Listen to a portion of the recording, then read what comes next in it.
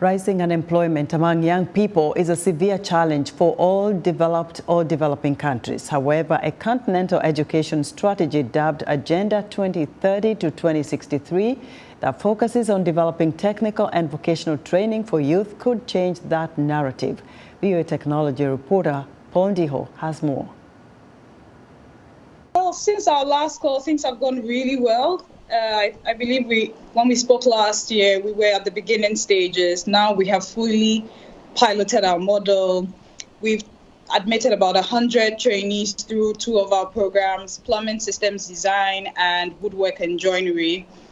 We were able to receive grant funding from a US-based family foundation, which was very sizable and very helpful for the work that we're doing. We were able to set up all the necessary infrastructure at the campus. We now employ over 25 people, so it's been really great so far. You seem to suggest that after we did the first interview, a lot of people reached out to you and you've been able to get some funding. Yes, and funders, key one being our current funder, which is Unorthodox Philanthropy. It's a US-based family foundation. And we received a very sizable grant funding from them in April last year, which was about 2 months after our call. I think it gave us the stamp of credibility and support that we needed to unlock the funding. And that pretty much allowed us to do all the work that we wanted to do. Quickly, we set up all the infrastructure. Our campus is set up, has a library, it has an IT facility, it has a very well-equipped workshops for plumbing and woodwork. And we were able to admit trainees in there. We had a lot of people who were already doing formal work. So think an HR manager, software engineer, law clerk, construction project manager, all these kinds of talents came through for our program and they're doing exceptionally well. So this was really good. Well, on behalf of the Voice of America, I'm glad that we were able to at least have some kind of impact on your end to the extent that it helped you get some funding. Yes, it was really helpful. Thank you to everyone working behind the scenes to make this happen. We appreciate you. Thank you so much. What are some of the other things that you've been able to do since our last call?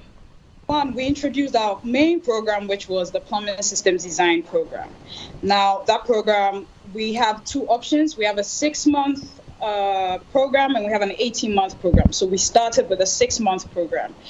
We partnered with the Delegation of German Industry and Commerce here in Ghana, and with their support and the support of the German government, we were able to have experts come in from Germany who helped us develop our curriculum, helped us with our training model, how to deliver the practical part of our training, because our training is actually 60% practice focused. So they do a lot of hands-on work and internships with companies.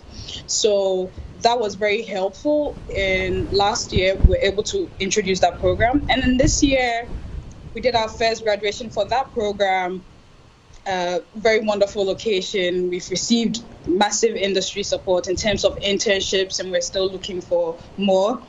And then we introduced our woodwork and joinery program. So that just launched in July this year. We're hoping to do other courses. We've even started doing corporate training. Organizations have reached out to us to train their employees. So we've started doing that as well. Those are not necessarily plumbing or woodwork, but some are masonry, some are in terms of corporate culture, so ethics, occupational health and safety, etc. Are there some people who have gone through your program that are doing extremely well? Our year couldn't have gone any better because even some of our trainees during the program, they get employed. Even before they graduate, they get employment opportunities. So currently we have 4 of them who a construction company reached out to us and said, hey, I'm looking for plumbers.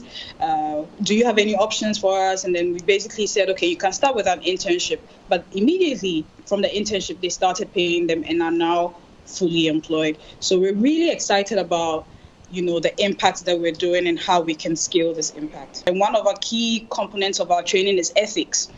And these guys, they did exceptionally well. They went to their work on time, wore the appropriate PPE equipment, things like that. And so at the end of their training, their apprenticeship, they actually got formal employment offer and they rejected it because the value wasn't what they thought they deserved. One of the reasons why I do what I do is to hear stories like this. This is very empowering in the sense that these are people that a lot of people don't even pay attention to. The fact that they're able to come and learn skills, life-changing skills, and they're able to give back to the community is really impressive. And thanks to you for giving them a platform to be able to do that. Brooke Thompson is the founder of the Accra-based Africa Center for Technical Training. She was speaking to VOA technology reporter Paul Ndiho.